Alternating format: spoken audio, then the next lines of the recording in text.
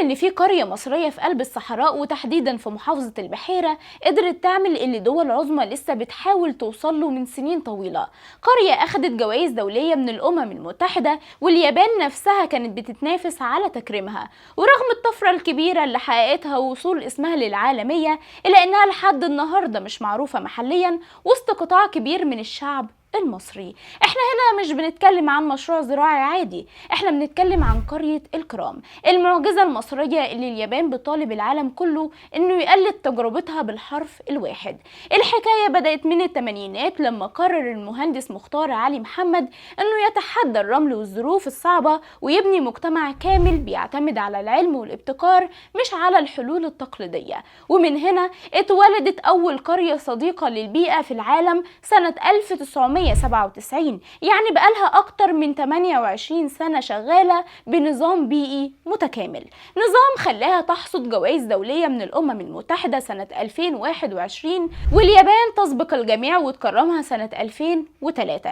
الغريب والمدهش إن قرية الكرام معروفة ومشهورة جدا في المحافل الدولية لكنها شبه مجهولة محليا، رغم إنها بتقدم حلول ذكية لكتير من مشاكلنا الاقتصادية والزراعية. والسر كله بيكمن في دورة حياة ذكية اتصممت هناك بدقة علمية. القرية بتستخدم مياه الآبار الجوفية في تربية أجود أنواع سمك البلطي والبوري والقراميط، والمفاجأة إن المية دي لما بتخرج من الأحواض بتكون محملة بكنز من الأسمدة العضوية الطبيعية اللي بتخلي الأرض الرملية تدي إنتاجية أعلى من المعدلات الطبيعية بنسبة بتوصل ل 60% ومن غير ولا ذرة كيماويات. قرية الكرام قدرت تقلب موازين الزراعة وتوفر في مياه الري وتقلل استهلاك الكهرباء بشكل خلى خبراء منظمة الفاو ومركز بازل العالمي ينبهروا بدقة التنفيذ، لدرجة إن إنتاجها من الخضار والفاكهة واللحوم بيتم تصديره بالكامل لأوروبا لأنه مطابق لأعلى الأكواد والمعايير العالمية.